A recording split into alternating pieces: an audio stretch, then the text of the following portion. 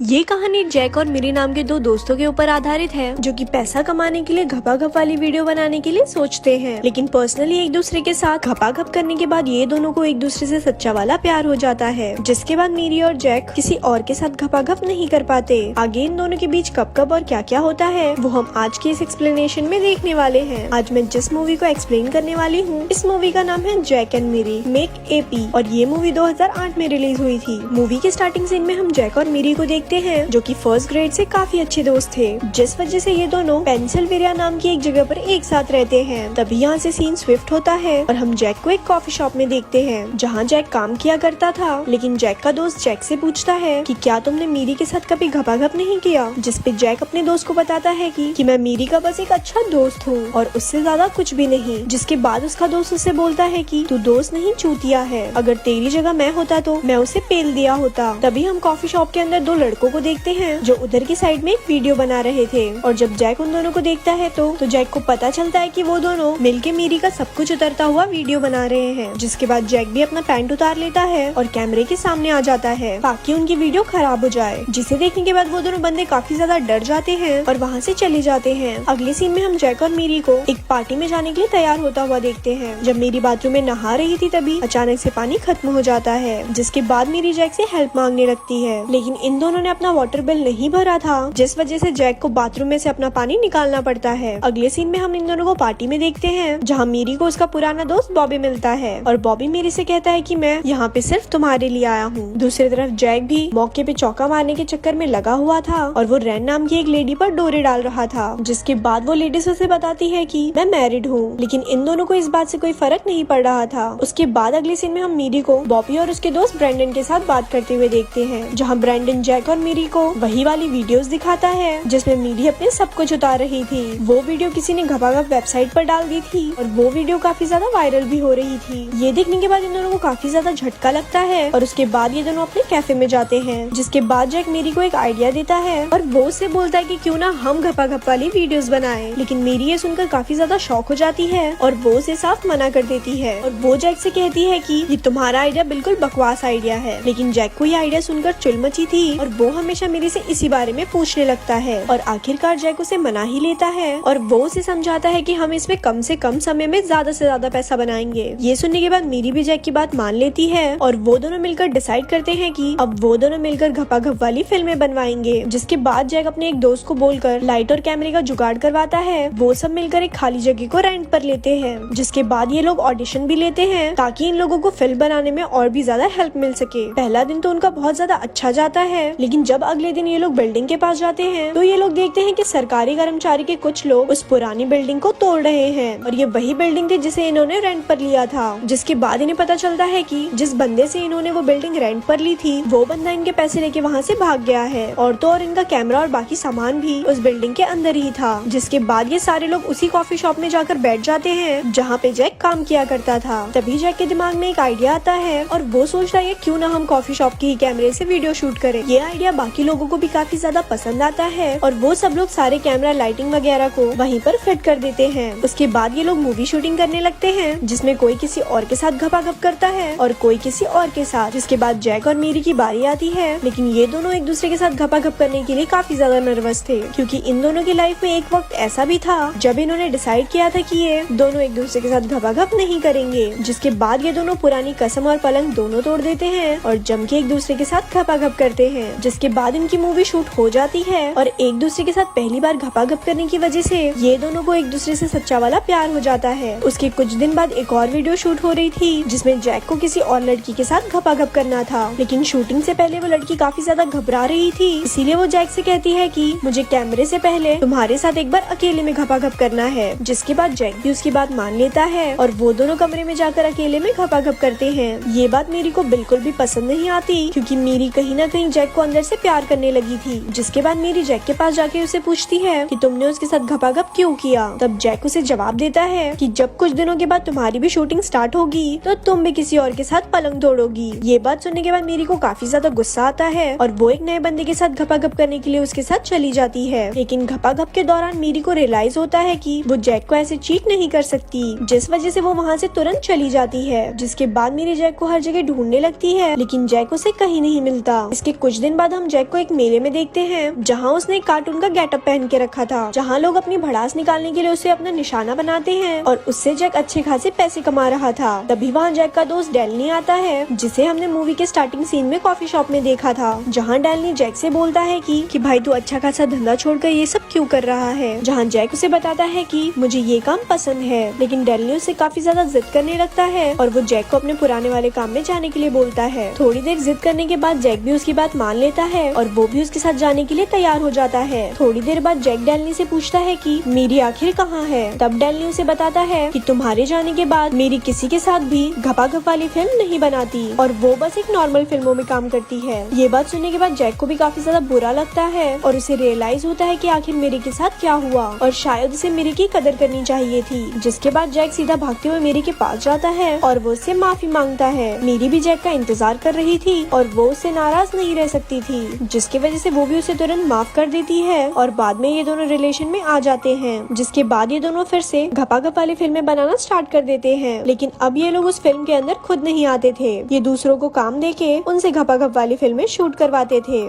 जिसके बाद इनका काम बहुत अच्छे तरीके से चलने लगता है और इनके लाइफ की सारी नीड फुलफिल होने लगती है और कुछ इसी तरह से ये मूवी यहाँ पर खत्म हो जाती है। ऐसे ही और स्टोरी सुनने के लिए हमारे पेज को लाइक करें। धन्यवाद।